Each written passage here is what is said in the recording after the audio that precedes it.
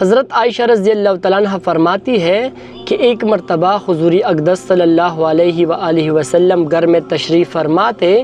اتنے میں باہر سے دو آدمیوں کی جھگڑنے کی آواز سنی، اور جھگڑا اس بات کا تھا کہ ان میں سے ایک نے دوسرے سے قرضہ لیا تھا۔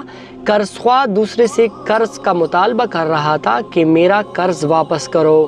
مقروض یہ کہہ رہا تھا کہ اس وقت میرے اندر سارا قرضہ ادا کرنے کی صلاحیت نہیں ہے، تم کچھ قرضہ لے لو اور کچھ چھوڑ دو۔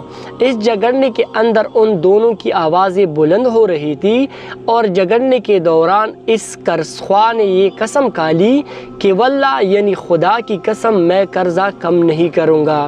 اسی دوران حضور اقدس صلی اللہ علیہ وآلہ وسلم بھی گھر سے باہر تشریف لے آئے، اور آ کر آپ نے پوچھا کہ وہ شخص کہاں ہے جو اللہ کی قسم کھا کر یہ کہہ رہا ہے کہ میں نیک کام نہیں کروں گا۔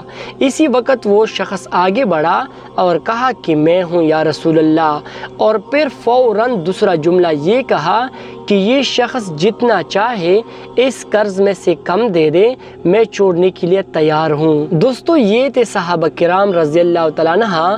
کہا تو جذبات کا یہ عالم تھا کہ آوازیں بلند ہو رہی ہے، وہ کم کرانے چاہتے تھے تو یہ کم کرنے کے لیے تیار نہیں تھے، اور کم نہ کرنے پر قسم بھی کھا لی کہ میں کم نہیں کروں گا۔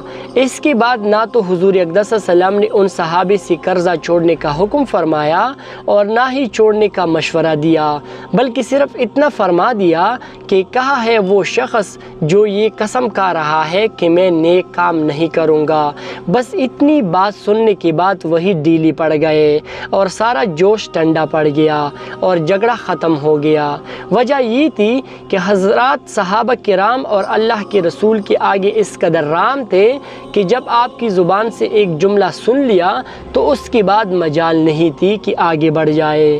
اللہ تعالیٰ اپنی رحمت سے اس جذبے کا کچھ حصہ ہمیں بھی عطا فرما دے، اور تمام مسلمانوں کے درمیان آپس کے اختلافات اور جھگڑے ختم فرما دے، اور تمام مسلمانوں کو ایک دوسرے کے حقوق ادا کرنے کی توفیق عطا فرمائے۔ آمین ثم آمین۔